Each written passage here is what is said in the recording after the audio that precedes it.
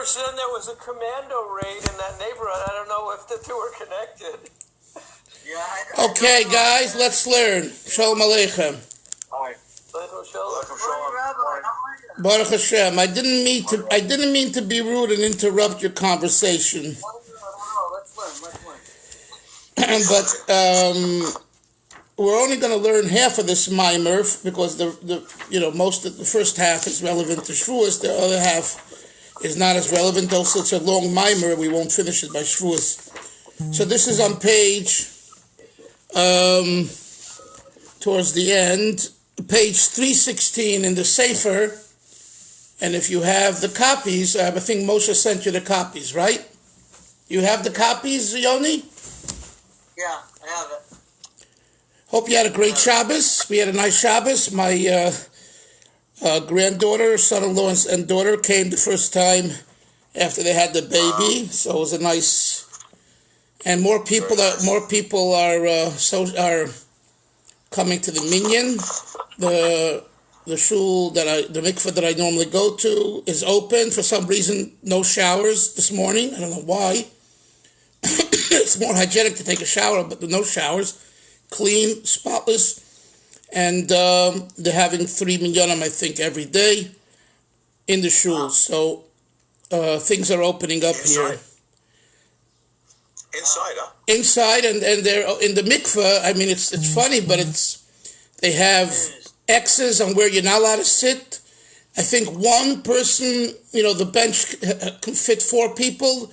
They only have 1 spot per bench, and they have the benches numbered, and you're trying to keep social distancing in the mikveh.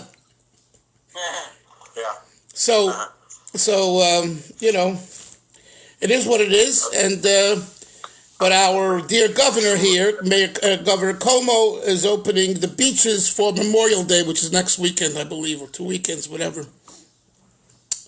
So that's very important, very, very important. So hopefully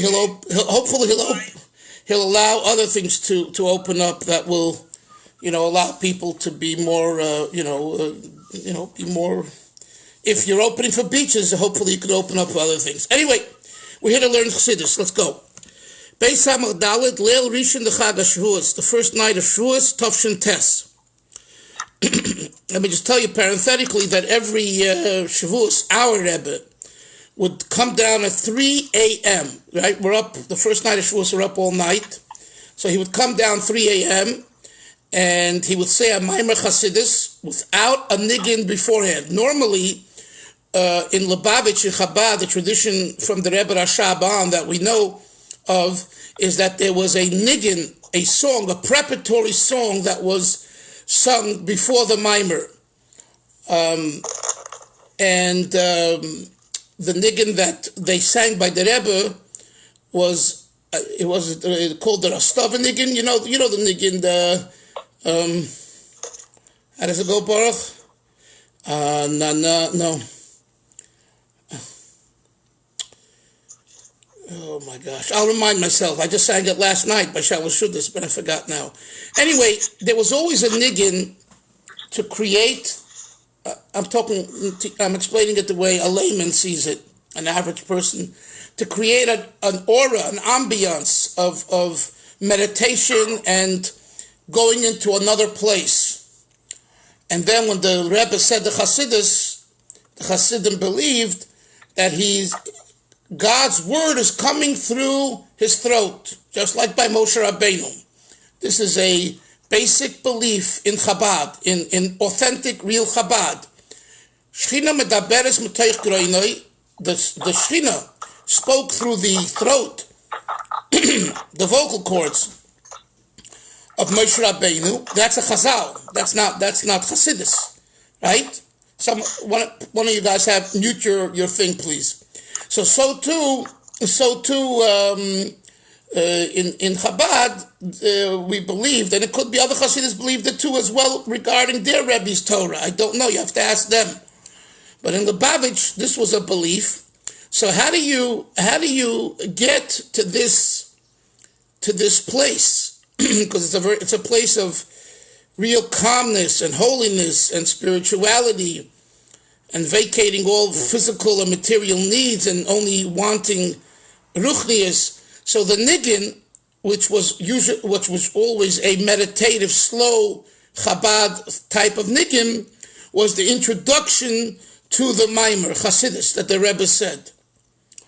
So Shavuos night, for whatever reason, the Rebbe came right into 7/7, came down. He was upstairs in his rooms for tikkun, I guess. And 3 o'clock he came down and he started a Mamar without a niggin. He never explained himself, but possibly it's because it's Shavuos night and it's Matan Torah. It's like then the energy is so holy and so powerful that you don't even need a niggin to communicate the word of Hashem. So this Mamar was labeled, and I use the word labeled because this Mamar was actually said and written years before, because the previous Rebbe in the late 1940s was not saying Chasidus, saying Maimorim, because he was ill. A stroke, MS, he had various conditions, and it was difficult for him to speak, and he spoke like a stroke patient. Nevertheless, what he did was, he wanted Chasidim and Yidden to learn Chasidus for every Yom Tiv. So he chose a Mamar that he said 30 years before, or so, whatever, and he gave it to the Rebbe, and the Rebbe should add footnotes. And these footnotes, for example, that you'll see in the bottom, these are from the Rebbe, the first set of footnotes, not what's below the second line. The below the second line is just a Hebrew translation of Yiddish words or Aramaic words in our text. Now the Rebbe, by doing this, I'm giving you a little introduction, you should have an understanding. By the Rebbe, by doing this, made the Frierdiker Rebbe's more Maimorim. I'm going to use a word that, Lubavitchers wouldn't like, but I'm going to use it because I think it's relevant and true. He made it more respectful. Now, what do I mean he made it more respectful? During the 1940s, there was great antagonism against the Frierdiker Rebbe. And I'm not going to go into it. I've written extensively about it. If you're interested, you should read what I wrote. But basically, the Gedolim and Rosh Hashivas didn't accept his approach. In 1941 to 45, he came out with a call for Mashiach, and it was addressed as Le'alter L'tshuva, Le'alter L'geula. Immediate tshuva will bring immediate geula, redemption. So Yidden were falling by the side, leaving Judaism. The shaitels were going into the ocean. The tefillin were being put into the drawer.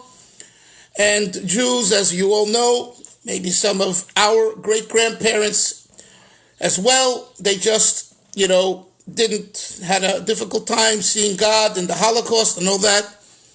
And the Rebbe felt he needs to be mechazik to strengthen their emunah and the betochen. And the common language for many of these people was Yiddish.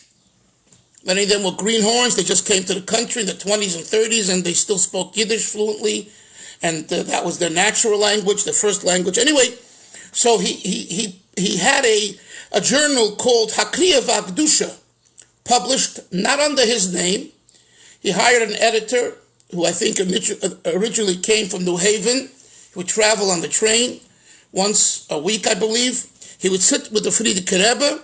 He would take dictation. They would discuss what should go into the journal. It was a monthly, not a weekly. And it came out for 4 years or so. And one of the themes there was to encourage betochen in Mashiach, and that the Holocaust is only birth pangs, chevlei Mashiach. Before the baby is born, it's very, very hard and very painful. So we're going through the painful state.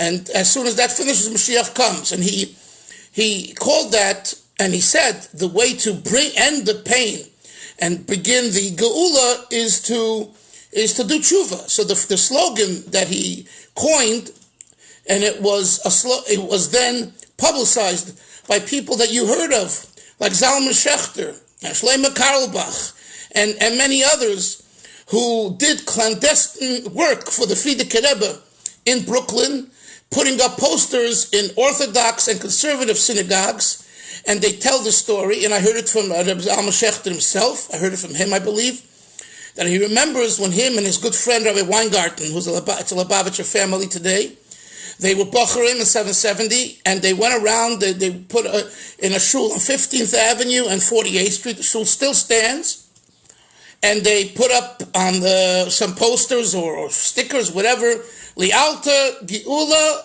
Li'alta L'tshuva. And the Gabbai, the president, whoever caught them, and they chased them out of the shul, and naturally tore down the signs, and then wanted to, really give it to them. So Zalman said that he went to Rabbi Simpson, who was the Lubavitcher Rav in Borough Park. He ran to his house a few blocks away, and he hid under a bed so that they shouldn't find him. So Li'alta Geula, Li'alta L'tshuva was a main call at the time.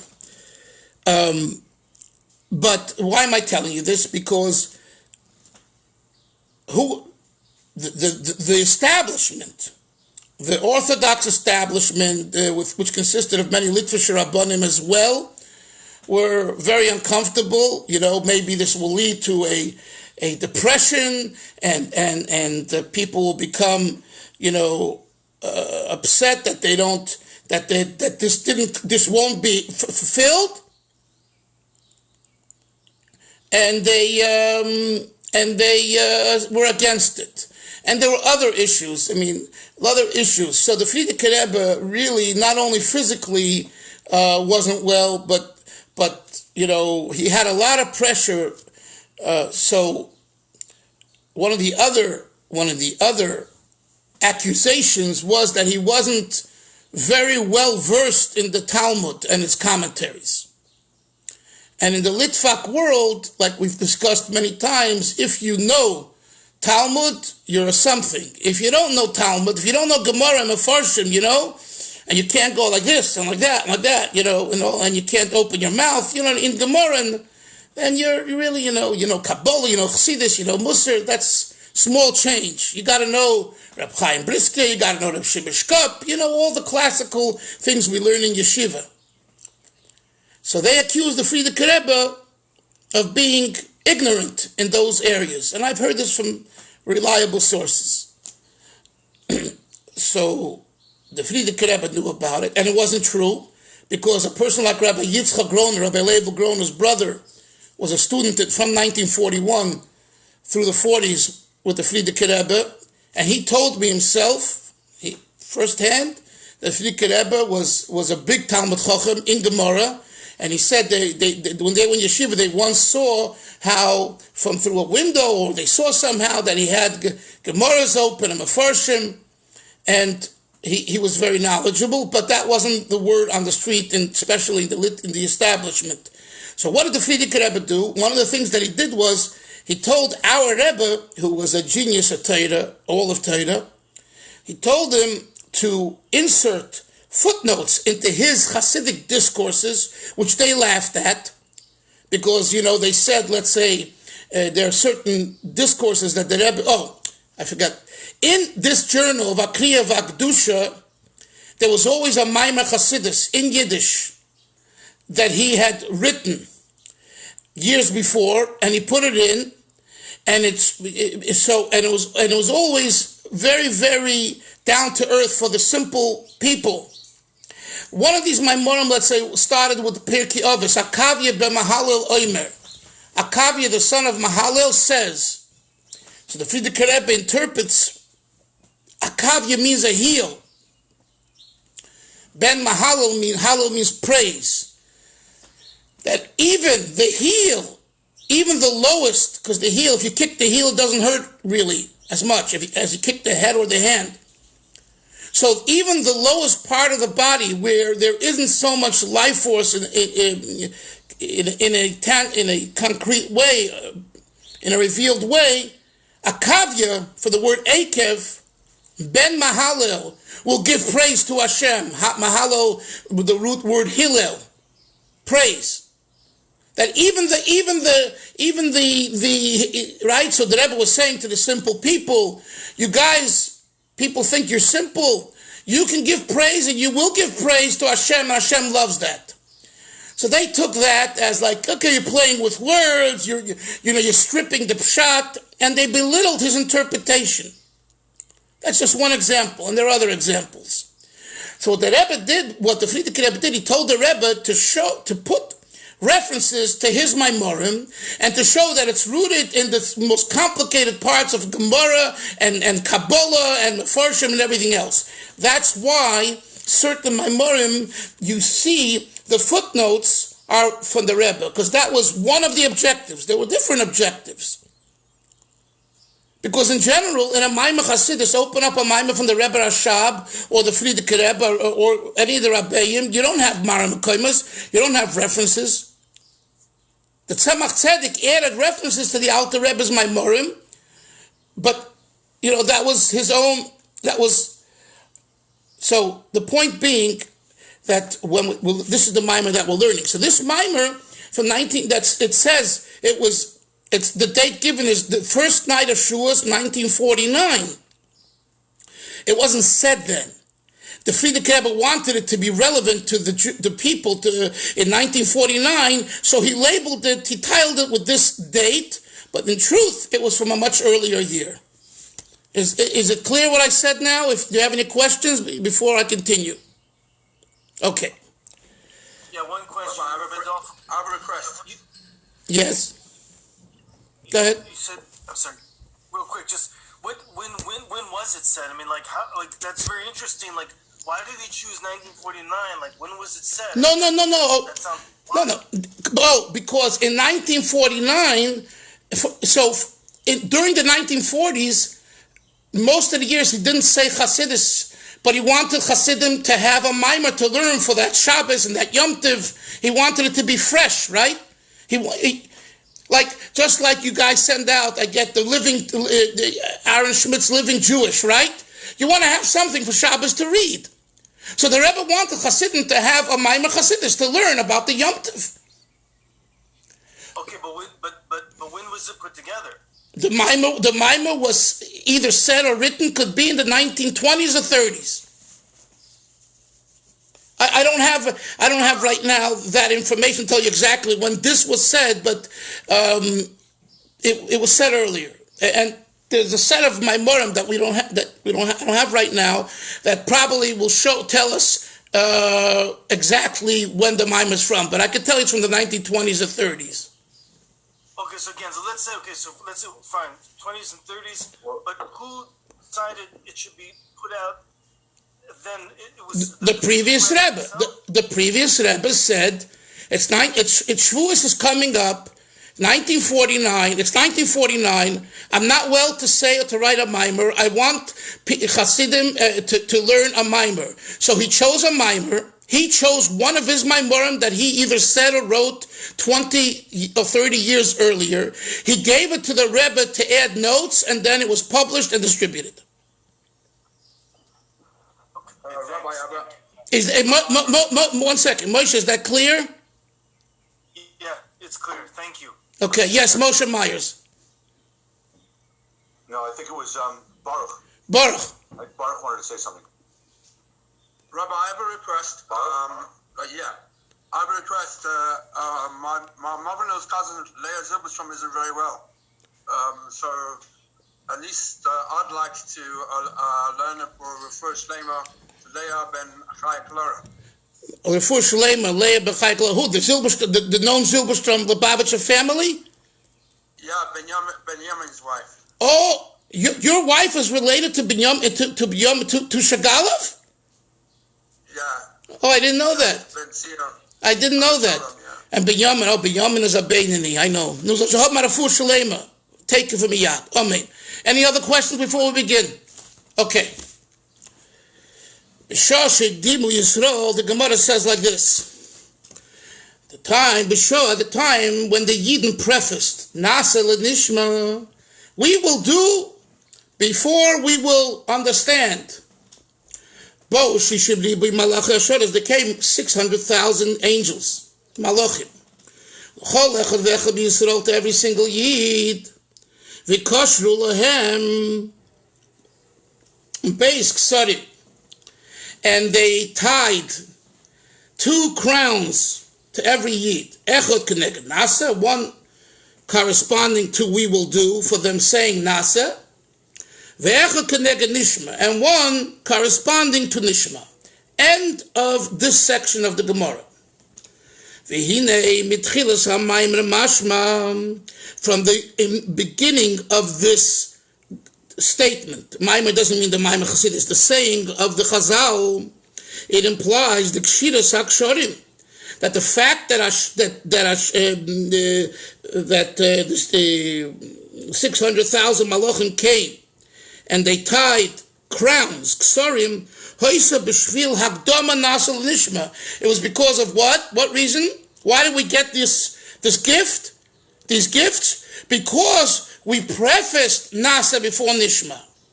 That's the implication from the first part of the Chazal.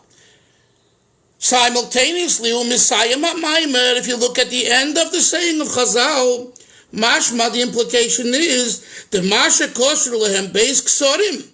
The fact that they were tied, they were given 2 crowns who connected habeis and yonim. It's not because of one issue they're prefacing. Rather, it's because of Naseh, 1, V'nishma 2, Atzman themselves. V'lav davke b'shvil hagdama, and not necessarily was it given because of the prefacing Shikdimu Naseh al-Nishma. The Rabbi says, Yoni, it seems like there's a contradiction here in the Chazal. Why were they given the crowns? The first part of the Chazal is, why? Clear, because Higdimu. They said first Nas and then Nishma. Wow, you get a lot of credit for that. What am I going to give? What am I giving you as credit? 2 crowns. Okay, good. Look at the end. It says 1 was given specifically for Naseh and 1 was given for Nishma. It has nothing to do with Higdimu. Before we continue, we got to make sure you know the question, because the whole Maimah is about this. Everyone understand, or it's not clear? Okay. So 1 is given for Nasa, 1 is given for Nishma. That's what the end of the statement implies. In other words, I'll say it better. Even Moshe, if we did not preface Nasa before Nishma, right? We prefaced Nasa before Nishma, right? Say we didn't do that, would we still get a crown? According to the last part of the Chazal, the answer is yes. In other words, the fact that we said Nasa, we will do. Wow, you're going to do what Hashem wants, you deserve a crown. The fact that we said Nishma itself, you deserve a crown. We're going to understand the Torah, you deserve a crown. Independent of the issue that we happen to say Nasa before Nishma. So that's right? That's the implication from the last section of the Chazal. The first section of the Chazal says clearly that we got the crown because Higdimu Nasa l'Nishma, because of the prefacing. Meaning to say, if we would have not prefaced Baruch, we wouldn't get crowns, even though we're doing what Hashem wants and we're understanding what Hashem wants. But if you're not ready to say first I'm going to do and only afterwards I'm going to understand, you don't deserve crowns. Clear? Moshe, yes? Rabbi Moshe Braun, got it? Good. Yeah, thank you. Okay, weiter. For if the reason of receiving the crowns is because of the Hagdama, of the prefacing,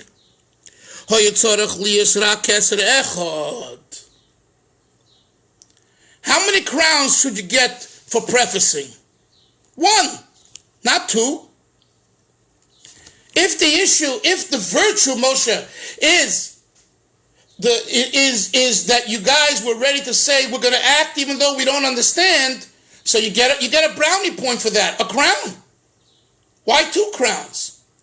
So from the first part of the statement, you should really only get one. From the second part, you get two. Why two? Because nasa nishma, two things. I will learn the Torah. That's number one. And I will understand the Torah. I'll learn the Torah. In other words, even if I don't understand it, you want me to do it, I'm ready to do it. You want me to do mitzvahs? I don't understand it. And another thing is, not only are you going to do the action, I'm going to study and understand it. Okay, so it's two separate things. So the Rebbe says, the Chazal, it's not only a contradiction in which is the issue here that caused the crowns. That's one issue, one question. Why did we get crowns? Because of learning and doing, or because of prefacing? That's one question. And as a side, the Rebbe says, if the issue was prefacing, we should have only gotten one crown, not two. And yet we got two, so he wants to understand this. Let's go further. He brings an example that we can compare to the prefacing of Nasa before Nishma. We find clearly in the Mishnah Brachos. Our sages say, why do we preface the portion of Shema and V'hafta and all that before the next section, which is called V'hoya im Shemoya? Say the Chazal, Kidei, sheyekabel olav oil malchus shemayim tchila, v'yachakach bekabel olav oil mitzvahs. In order, you should first receive the yoke of Hashem upon yourself, and only afterwards the yoke of mitzvahs, of doing mitzvahs. This is what the Chazal say in the Gemara and Brachos. So that's why we say first Shema and V'yohafta, which is about accepting God, called Kabalas oil, and then V'hoya im Shemoya tishmo mitzvahs asher nechem mitzav chayoim, and all that is about oil mitzvahs, accepting the mitzvahs. This is a Gemara and Brachos. V'tzorach lahav in tchila inyan Kabalas oil malchus shemayim b'chlal. So one second. So the Rebbe brings this Gemara and Brachos as a dogma, as an example to understand our issue. What's our issue? Prefacing versus no prefacing, just doing and learning. And the Rebbe says that we find in Chazal regarding Shema that the Chazal say, why is Shema and V'hafta before V'hoya im Shemoya? Because without accepting Hashem as the Melech, which we call Kabalas oil, then the mitzvah observance is meaningless. If you do mitzvahs and you don't have Kabalas oil, your mitzvah is not a mitzvah. I don't mean a mitzvah technically. I'm not talking about, like, who are you worshiping? Who are you doing it for? Yourself? Who needs go find better things to do for yourself. Go work out in the gym.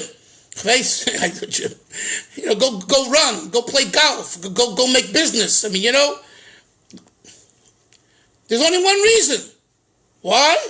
Because Hashem said so. Kabalas oil. That's why Kabalas oil comes first. Shema v'hafta, and only afterwards V'hoya im Shemoya. That's what. So the Rebbe says, just as the Gemara says that Kabalas oil precedes mitzvahs, so too the Yidden at the time of Matan Torah, they prefaced the idea of Kabalas oil before understanding. Nase kodem l'nishma. Yes, Yoni. Nasa is Kabalas oil. Yes. Not Nishma. What? Not Nishma. Right. Nasa is Kabalas oil. Excellent. So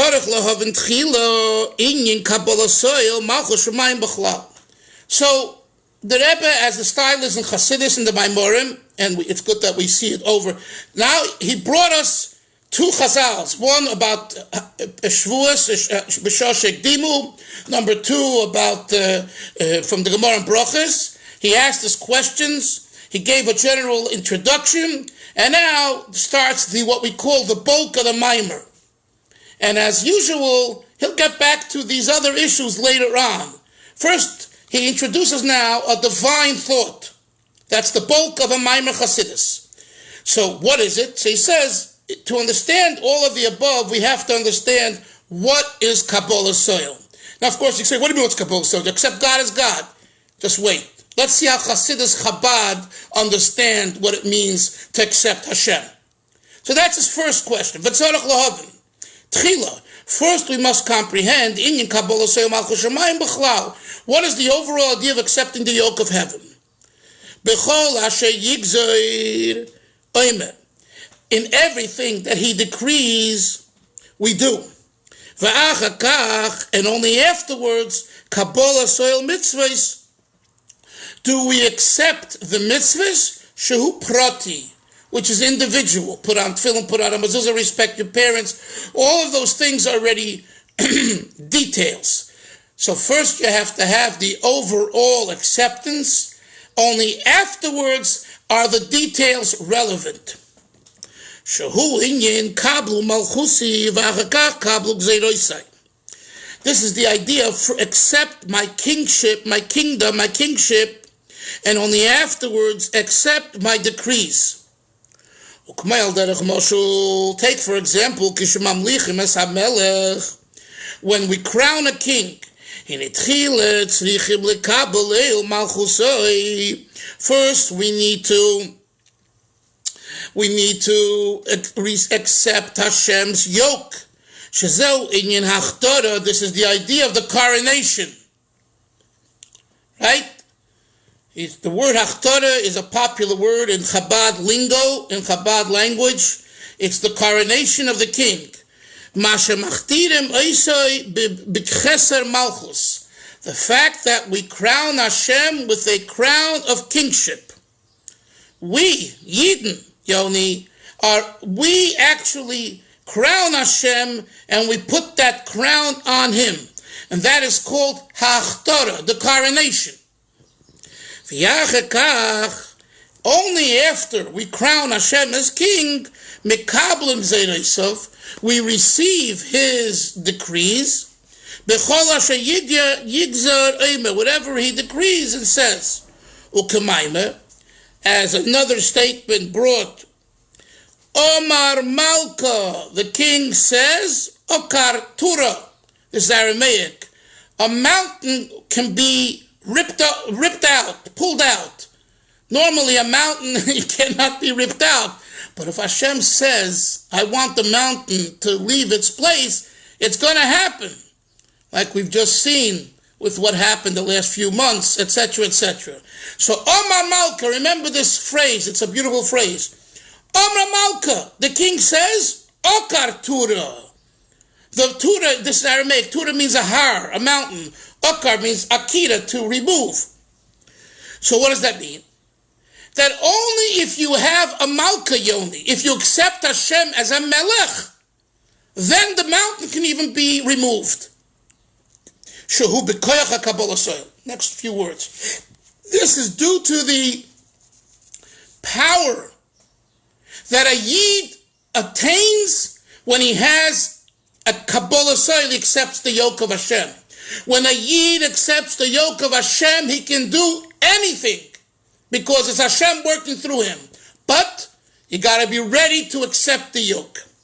Using this mashal of the king, how a king becomes a king through the crown, the coronation.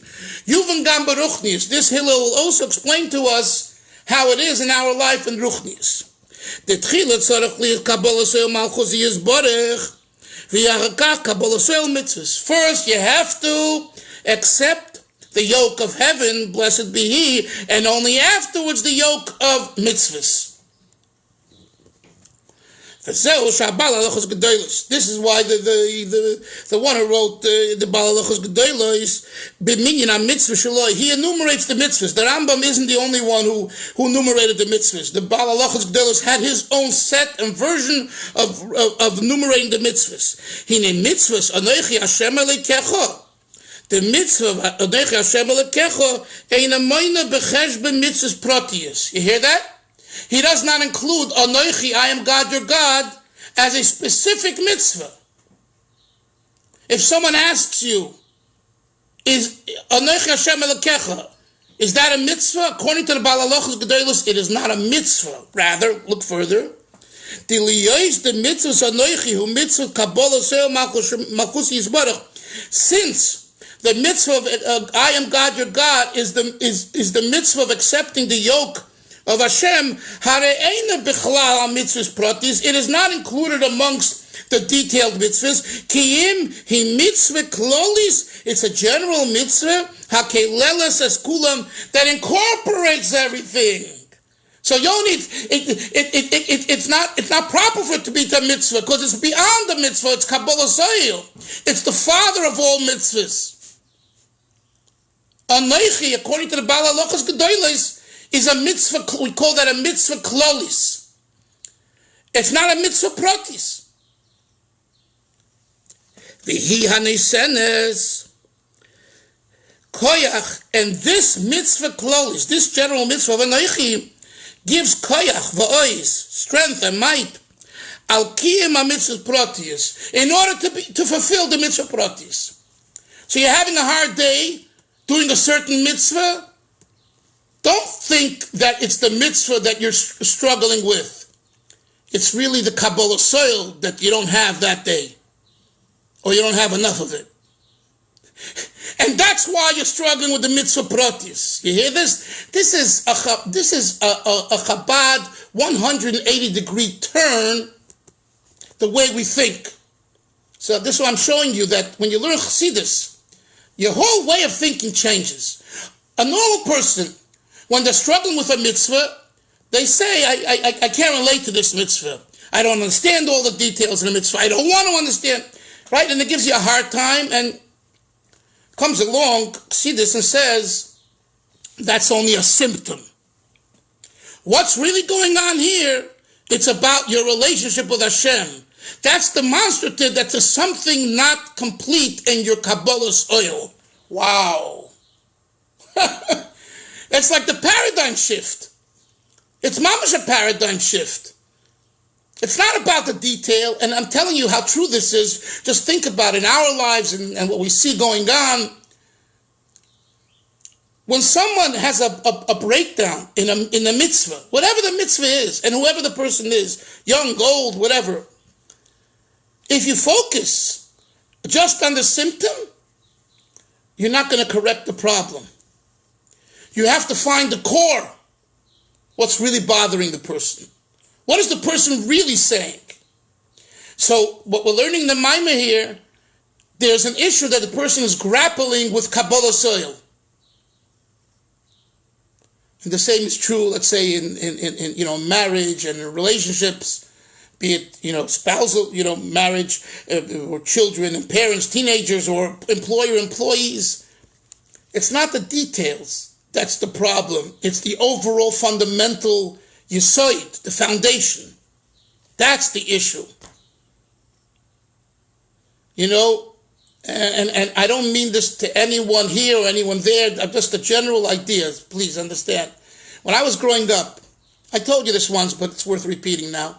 When I was growing up, we were a Holocaust family. You know what I'm saying? There was a lot of tension. Okay, my parents, grandparents. This was. Holocaust was very much alive in our family and in many families, especially in the greater, New York area. It was very palpable. It wasn't, we weren't yet Americanized, okay? There was tension and emotion. And sometimes, and my father worked 2 jobs for many years and to bring home parnasa and pay tuition and everything else. He worked very, very hard, very hard. I told you that, sometimes I remember him coming 5 minutes before Shabbos, Licht pension, including the 18 minutes. And my heart was pounding. Is my father going to be home on time? Because for a while he was driving a taxi, and the traffic from Manhattan back to Brooklyn Friday afternoon is horrendous. And we knew, and that was a good time, And Baruch Hashem later, he sold that and he went into another business and he did well and was very nice. But growing up with, the Holocaust tension, the Parnassa tension, it's very, very emotional. It takes a big toll on you, okay? So, and as children, you form ideas and feelings, and it's true in every family in their way. So sometimes my father, out of, like with my mother, it was a lot of pressure, and it was not my mother really, my grandmother. It was my father versus my grandmother. My grandmother was a powerhouse, a real Polish lady with tremendous chayas. She saved my mother and her mother by running away to the Kremlin. She got to Russia. She got to the Kremlin. This little tiny lady. If you saw her, you would think like, who is this? What is this? Like a little, And there were issues of that was said in the house that if you took them seriously, they were disastrous. I don't want to go into details. And my grandmother would jump up from her chair when she would sometimes hear this, and she would say, "How can you say that? God cries when you say that. God's upset. It's like," and he didn't mean it. It was like not a game, but it was just emotions. Why am I saying this? Because the details that go on, even in family life, are all associated with something greater. And in every situation, and if you deal with what's greater, you'll have better results. I'm not saying everything is going to be the way you want it to be, because it won't. And if you have that expectation, you better stop, because you're going to be very disappointed. And it's not easy to stop, because you're a parent, or you're a boss, or you're a wife, or you're a husband, whatever the situation is. So the Rebbe says here, so that I'm showing you how you could take this idea here in the Mamar that he brings from the Baal Halachos Gedolos, that Anoichi Hashem Elokecha is a mitzvah klolis, and that and he doesn't enumerate it as one of the 613 mitzvahs because it's not a detail. It's the foundation that runs through and is the basis for every mitzvah. I am God, your God. And unless you accept fully that I am God, your God, and therefore Kabalas, the other things become not important. Or sometimes they are important, sometimes they're not important. And this is the theme of the rest of this mimer, this idea. The overall commitment versus the details. And, in our lives, this is something that I want to say, I'm a frum Yid, I accept Hashem. Well, you accept Hashem? Really? Why are you having a problem with this particular mitzvah? It's uncomfortable, I don't understand it, I disagree, but it's not about the mitzvah. It's about, are you ready and willing to submit 100%, not 99.9, 100 to Hashem? And that's a tough job. Like I told you, how many days is Rosh Hashanah? 2. How many days Yom Kippur? 1. Moshe Myers, shouldn't you have 2 days for Yom Kippur and 1 for Rosh Hashanah, since asking for forgiveness or banging away and fasting is much more difficult than just Rosh Hashanah? And the answer is no. Because Rosh Hashanah is about commitment and submission. And for that you need 2 days. And you're asking for forgiveness is meaningless if you don't submit. Only after you submit does asking for forgiveness mean something. But if you don't submit to the other person, or in this case, HaKadosh Baruch Hu, then you're asking for forgiveness is baloney. It's nothing. It's totally nothing. Because you don't accept God as God. You don't really accept him as God. And that's a tough job.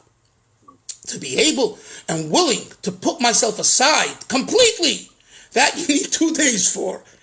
So in a way, Rosh Hashanah is tougher than Yom Kippur. It's tougher than Yom Kippur. Yeah, Yom Kippur you have to fast. We understand. We're not talking about the physical. We're talking about the spiritual, the mindset, Hillel. The mindset of Rosh Hashanah is a much more difficult one because it demands so much more to coronate Hashem to king. And how do we coronate him to king? Not through doing the mitzvah, detailed mitzvah, through the general mitzvah that he's my king. Rabbi Soloveitchik, the Rav, would always teach his students this idea that's brought from the Alter Rebbe on in Chabad Chasidus, and you could see that he lived with this idea. It wasn't just that he was repeating it. He understood from childhood because he had a Lubavitcher Melamed in Chaslavich. Moshe Riesberg was his Melamed, and he said he was a Lubavitcher, and he taught him, was is Rosh Hashanah? The coronatsia in Yiddish, in Russian Yiddish, coronation is coronatsia, but the way Soloveitchik said it in his real Litvish Yiddish was beautiful. The coronatsia from the Melech, the coronation of the king. And Soloveitchik stayed with that all his life, as a Litvak, as a Brisker. But he saw that the Alter Rebbe's insight into Melech. What? Take your thing off, please. Oh, Hillel's asking something? I'm sorry. It will be meaningful this year. What? I said it will be particularly meaningful this year, the coronation. Absolutely. What time is it now, guys? I don't know the time. It's time. It's 10. Okay. Okay, guys, listen. Tomorrow, I can't make it. I have an appointment. I have to do something. So, we're going to learn Tuesday, okay? Okay. Sei gesund? Yes, Moshe. Yes, Moshe. A little bit off the topic. I mean, you mentioned a little off topic. You mentioned your grandmother went to the Kremlin. It's interesting. What do you mean she went there to protest or something? What did she do? I wish I had her here to ask. I have a lot of questions to ask. But now at 60, that's when my my maturity, when I was 15 and 10, I don't remember. Maybe she told me. I don't know. It was some issue. I guess it was some legal issue. I don't know, to get at, But just think, you're in the middle of a war.